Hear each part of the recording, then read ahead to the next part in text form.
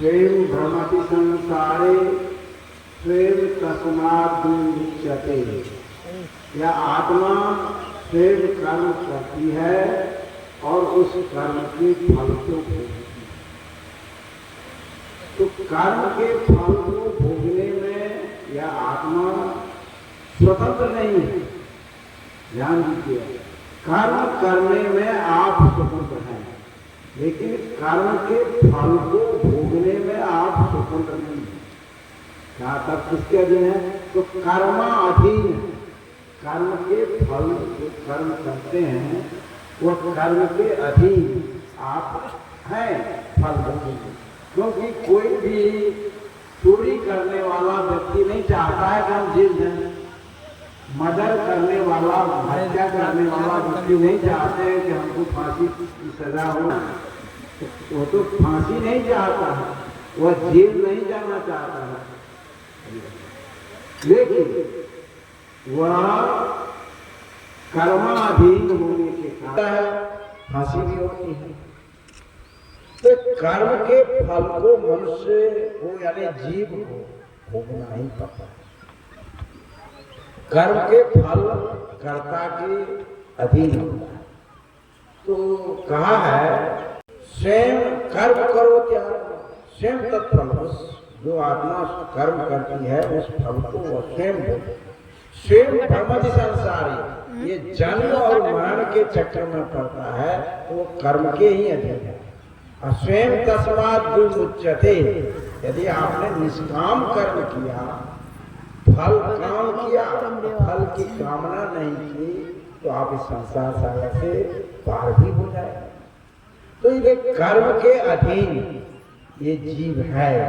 दरिया साहब ने कहा, कहाँ भाग जीव जाय हो, 7 द्वीप 9 खंड, कह दरिया नहीं बाँची है, बिना दिए क्रम दंड। बिना कर्म के फल को भोगे। एक बार की बात है, सिंहेश्वर स्थान है, घर मधेपुरा जिला में पड़ता है। सिंहेश्वर स्थान से एक आदमी सुपौल की ओर जा रहा था, जो गम्हरिया होते हुए रोड गया है सिंहेश्वर स्थान से। और सुपौल के बीच में एक हरदी चौघारा नाम का एक जगह है जहाँ दुर्गा स्थान है, उसी होकर के रोड जा रहा है। एक आदमी मोटरसाइकिल पर जाने हैं, मोटरसाइकिल पर बैठा और उसके पीछे एक आदमी बैठा। 2 आदमी से पूजा करके जा रहा था, शिव जी के मंदिर की पूजा करके वो जा रहा था।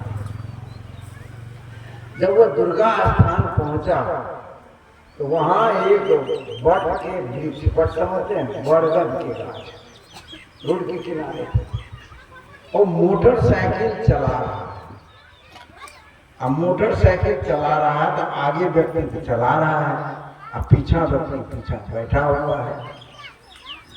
और उस बरगद के पेड़ पर से ये फन वाला जो गहुमन होता है वो गिरा।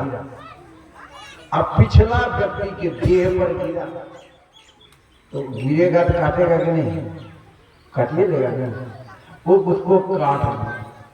काट लिया तो अब वहाँ कौन के झाड़ेगा, के मंत्र के दवाई देगा? गहुमन का काटा हुआ लोग बचता नहीं है। थोड़े देर में कुछ दूर तो हल्ला हुआ, गाड़ी रुका, एक उदाहरण दे रहा हूँ। ये घटना है आज से 20-25 वर्ष पहले की घटना है। तो क्यों ऊपर से गहुमन गिरा, अगले वाले पर नहीं गिरा, पिछले वाले पर क्यों गिरा? अब गहुमन गिरा क्यों, और उसको काटा क्यों, मरा क्यों? इसलिए कि अगले जन्म में वो उसके द्वारा मारा गया था, तो बदला तो लेना है, उसको बदला लेना है। वो उसके द्वारा मारा गया था और वो मारा गया।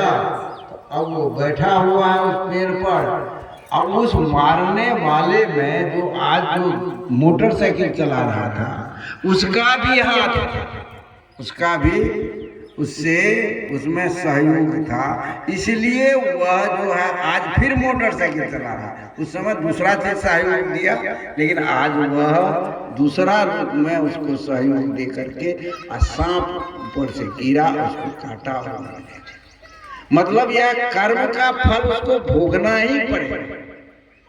ये कहिएगा कि नहीं भोगेगा, ये कभी हो नहीं सकता। क्यों? अब ये कहिए कि कब किस जन्म में काटा, कब काटा, तो आज क्यों भोगना पड़ा? तो इस तरह से ये कर्म के तीन भाग हैं, कर्म के तीन भाग हैं जिसको वर्तमान कर्म कहते हैं। अभी जैसे हम लोग सत्संग सुन रहे हैं और कर रहे हैं, तो ये कौन सा कर्म हुआ? वर्तमान कर्म, जिसको हम क्रियामान कर्म भी अभी वर्तमान में जो हो रहा है उसे क्रियामान कर्म कहते हैं। तो सभी व्यक्ति क्रियामान कर्म करते हैं और क्रियामान कर्म के फल को, जैसे अभी भोजन बनाया तो भोजन बनाया तो उसको खाया कि नहीं? जो व्यक्ति भोजन बनाया वो खाया, तो भोजन बना करके उस तुरंत उस फल को खा भी लिया। कोई पेड़ लगाया, उस पेड़ में जो फल पड़ा उसको खा लिया। धान आपने खेत में लगाया, मकई लगाया, उसको उपजा करके खाया। तो ये क्रियामान कर्म जो है वर्तमान कर्म है, उसी वर्तमान कर्म में उस कर्म के फल को आपने भोगा, प्राप्त किया। तो 50 क्विंटल मकई बेचा तो 1 लाख टका हुआ, एक उदाहरण। तो 1 लाख रुपया हुआ तो 1 लाख रुपया एक ही दिन में नहीं खत्म कर देते हैं। अब 10,000 5,000 का खर्चा किए और आगे रखा रहा, बैंक जमा रहता है, तो जो जमा होता है उसी तरह से जो कर्म हम इस साल किए, ध्यान से सुनिए, आज किए आज ही प्राप्त किए।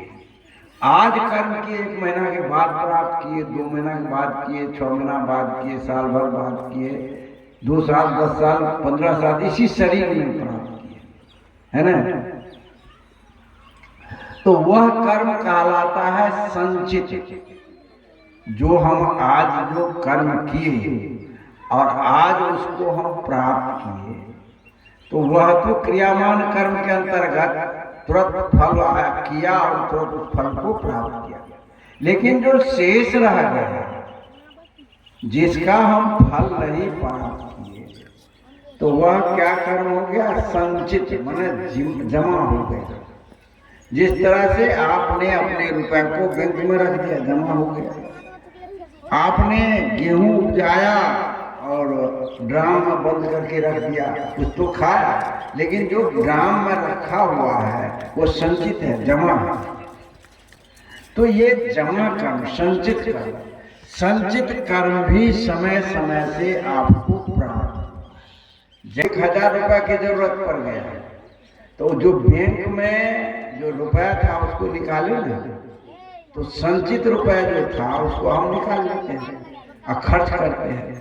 तो उसी तरह से जब कर्म का संयोग होता है तो वह जो संचित कर्म होता है, जैसे कोई आज मर्डर किया तो आजे उसको फांसी नहीं हो जाता, आजे जेल सजा नहीं होती है, वह जमा हो जाता है। जज उसको जजमेंट देता है और फिर जो है 10 बरस 15 बरस या 2 बरस या 3 बरस के बाद उसको सजा हो जाती है।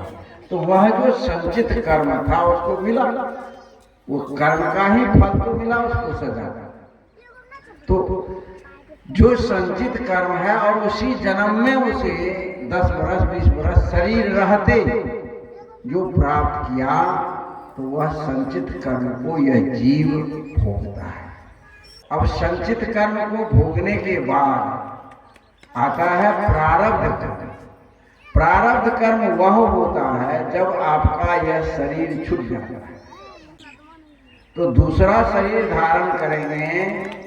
का कारण और मरण का कारण क्या है? प्रारब्ध कर्म है। हमारा और आपका ये शरीर जो धारण हुआ है ये प्रारब्ध कर्म के अनुसार जन्म धारण हुआ है। प्रारब्ध कर्म के अनुसार एक आदमी का जन्म होता है जो भीख मांगता है, उसके यहाँ उस बच्चा का क्या दोष है?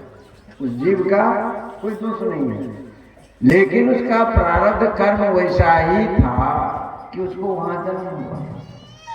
लेकिन वही दूसरा आदमी का जन्म हो जाता आजकल मुकेश अंबानी, उसके बाद बहुत उकरे में तो बेटा बेटी जन्म होता है, तो वो जन्म गया वहां। क्यों? उसका जो प्रारब्ध का कर्म का जो पूंजी था ना वो बहुत था, तो वो वहां जन्म गया।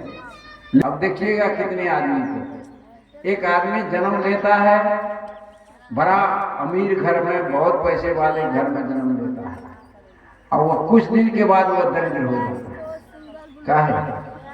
उसकी पूंजी बहुत नहीं होती है, पहले की पूंजी कमे है, तो वह क्या करता है, जन्म तो लिया, कुछ दिन भोगा हुआ, खत्म हो गया, बात खत्म, फिर गरीब, क्योंकि इस जन्म में वो किया नहीं, तो वह गरीब का गरीब रह गया। खुद को देखिएगा, हम देखे हैं मजदूरी करने वाला व्यक्ति आज करोड़पति है। मजदूरी करने वाला व्यक्ति आज करोड़पति है, मजदूरी करता है, गरीब में जन्म लिया लेकिन धनी हो गया। क्यों? उसमें दो कारण है, एक तो प्रारब्ध कर्म, वर्तमान कर्म जुड़ा, और उसके समय मिला वो आगे बढ़ गया। कर्म से कोई नहीं बच सकता है ना। आपन कर्मन मेटो जाई, कर्म के लिखा मिटो तुम कैसे, जो युग कोटि सिराई, करोड़ों युग बीतने के बाद भी कर्म का फल आपको मिलेगा। आप